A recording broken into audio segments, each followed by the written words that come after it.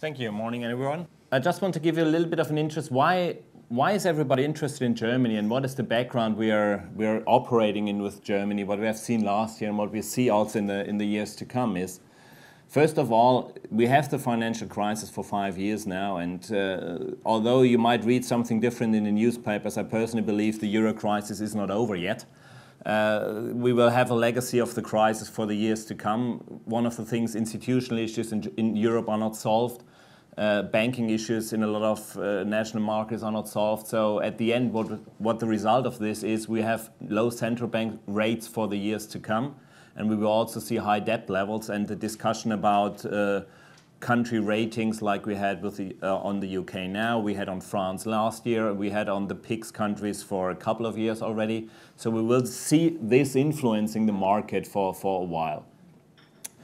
And on the other side is looking as a Eurozone, as Europe as a whole is, growth actually is not driven from consumption or from internal demand. It's in a lot of countries it's export driven, and that is also one of the opportunities that if global growth really is not collapsing and it's getting ground again, you will see some pick up in a lot of these countries. One of the examples, for instance, is Ireland.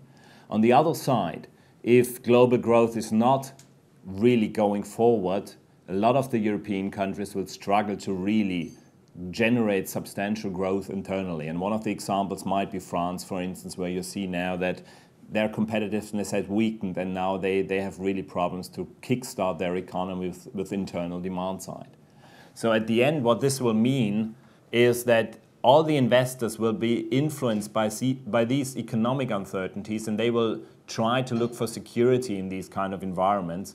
And that is why a lot of these investors starting to look at Germany. So looking at the countries, one of the things what you have to remember, till the onset of the crisis, if you looked at the different European countries and their 10-year government bonds, spreads over Germany, they were nearly not existent. And even some countries had in 1 or 2 month negative spreads towards Germany.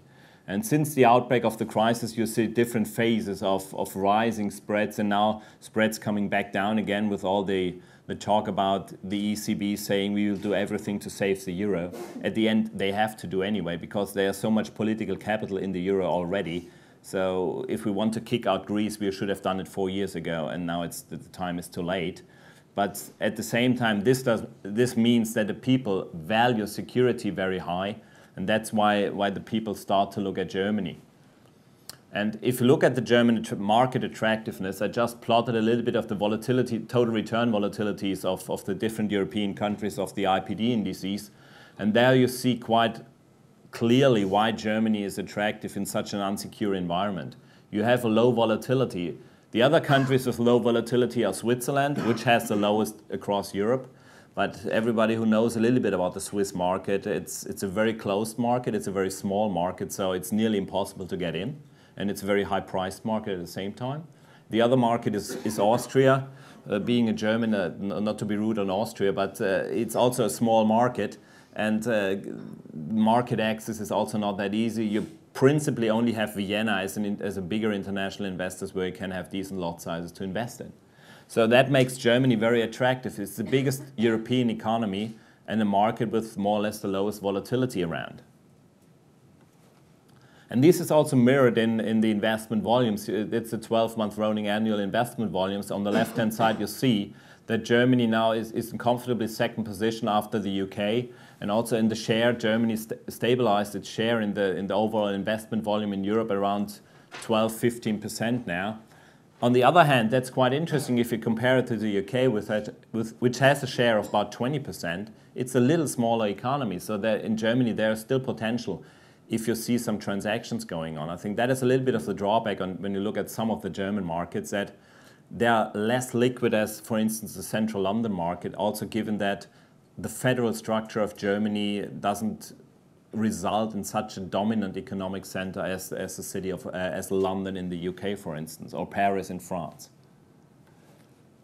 But going forward and saying, what is the investment landscape in Europe? I just bought this slide from the ULI emerging trends report just to highlight a little bit of the attractiveness of Germany.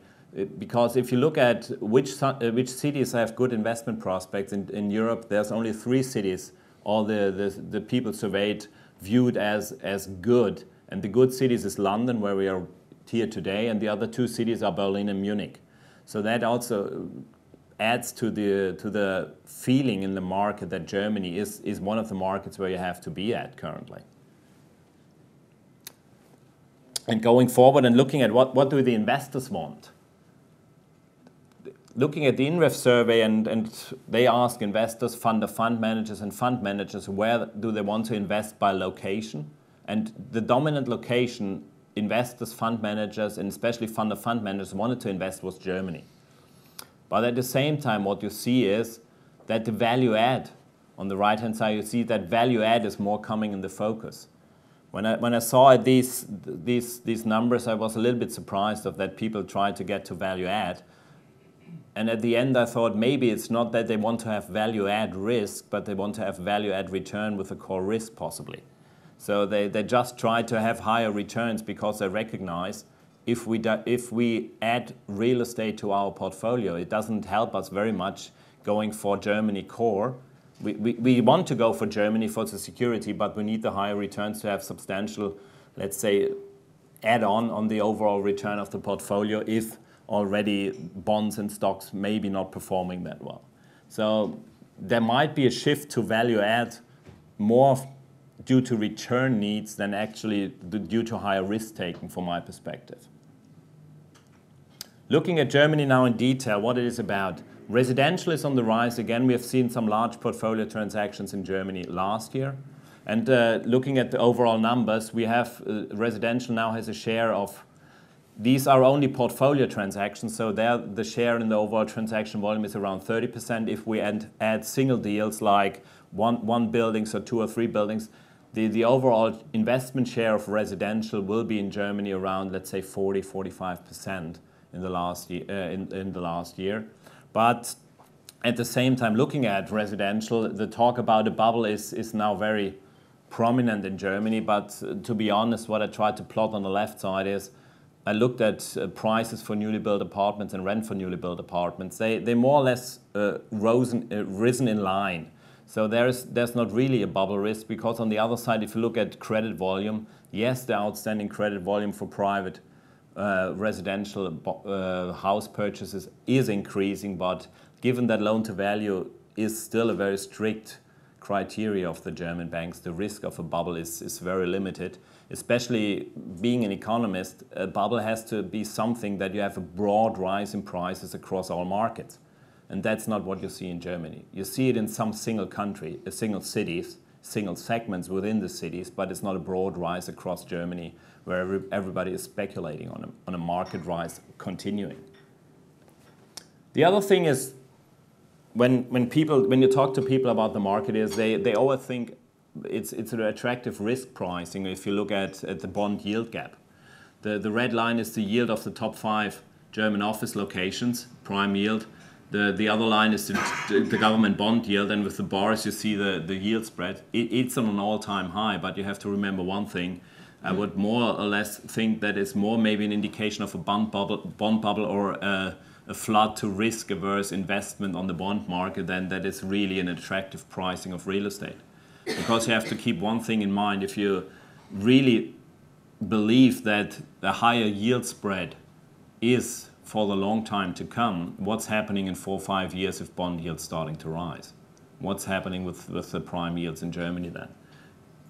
Looking at history of the last 12 years, I would say it's not happening very much to bond yields, as it never happens in Germany for the prime yields. But possibly this is changing. So at least this attractiveness on paper is maybe more or less distorted to the bond market issue. On the other hand, if you look at retail, I just try to make a little bit of a point to give you a background what we think what's going on is you have a polarization that the discount segment, the price sensitive segment is increasing in importance, and at the same time you see the luxury segments that there is a lot of purchasing power and people really spend money on that. But in the middle market segment, that also a lot of the big department stores like Hertie Kaufhof try to target, There you had the problems in the last years, and there you have to be very focused to be really able to capture market share. And at the other, then you see this very, let's say, clearly also in the food retailing segment, where the discounters have now reached a position with a 45, nearly 50% market share, which is something where I personally believe that it will level off on the medium term, because it cannot go on this increase forever. So there will be some competition for the spending power, but at the same time, the luxury retailing is going very well, but it's also stabilizing on a lower level. So, talking about Germany, and I mentioned it already, where to invest. We have a federal structure in Germany that gives you a lot of investment opportunities around. It's not only Berlin, Frankfurt, Hamburg, Munich, or Düsseldorf, Cologne, Stuttgart. There are some more cities, university towns, smaller cities. And what I tried to capture with the graph on the left, looking at population growth and unemployment rate, even the top 6, 7 cities, they're very different from each other already.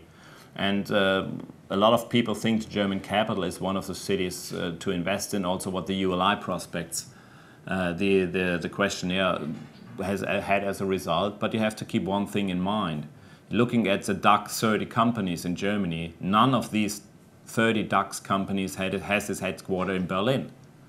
About 7 or 8 of these headquarters are in the Munich area. That is also one of the reasons why the Munich market is viewed as one of the very attractive locations in Germany. So Germany is a little different from a lot of the other European countries, not only due to the federal structure, but also due to the history that Berlin was a divided city 20 years ago, which gives a lot of strength to other cities around Germany. But the question is how to exploit these opportunities, as you have to be very careful where to invest and have the people on the ground to really manage it carefully. Other thing, having said that we are 5 years in the financial crisis, what do the German market players believe about financing conditions? That's a survey done by the ZEW quarterly on real estate professionals in Germany. How do they view the financing conditions? And what you see on the left side, the current financing conditions are more or less viewed unchanged for nearly all sectors. But if you go forward, especially in office and retail, a lot of people expect, and in logistics, deteriorating financing conditions. So that is also one of the things. If you look on the market, you have to be careful on do I have financing, and for what conditions do I get financing? And possibly it's not the big German banks you have to go to, it's the smaller banks you have to go to for financing. And there it also comes down again to you have the network to really access these small banks, to have the close connections that you're really one of the customers they want to have. The only sector where a lot of people, the majority expect unchanged financing conditions is residential, but maybe that's also because of the hype of residential in Germany currently. And I would be a little bit cautious that it really will be unchanged, given that the market is moving forward, and you hear a lot of comments also from the Bundesbank that they try to at least talk down a little bit of what's going on currently. And finally, one of the things in the past that has been an issue was CMBS in Germany. Now there is a talk again that CMBS market might return. I just plotted some figures about the investment volume in the top 5 locations and the share of foreign investors. And then I plotted the German MBS issuance and share of foreign investors. And what you see is normally that MBS issuance is a little bit lagging the share of foreign investors. So possibly, as the share of foreign investors is going up again in the top 5 locations, we also see a comeback of the CMBS market, because generally you can say international investors are more familiar with the CMBS structures than the German ones. So they are more likely to use CMBS as a financing tool.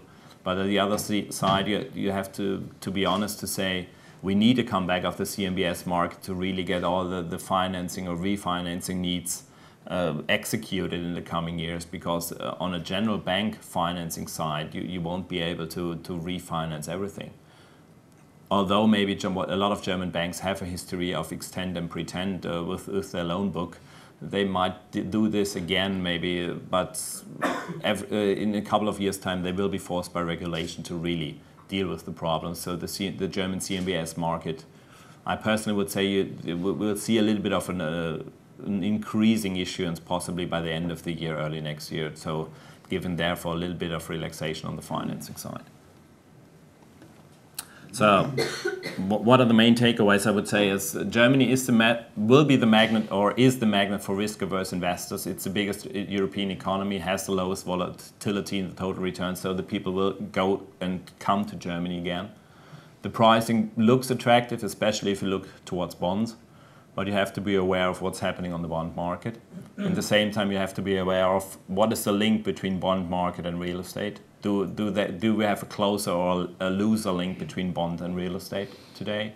The federal structures gives you a multitude of investment locations outside the top markets, in all sectors, I would say.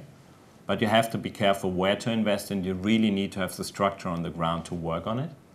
And the financing outside the residential sectors is still an issue. So if you go there, if you operate there, you need the connection to the banking sector, to the small banks, to the savings bank, to the cooperative banks, just to really be able to get the financing side. Thank you.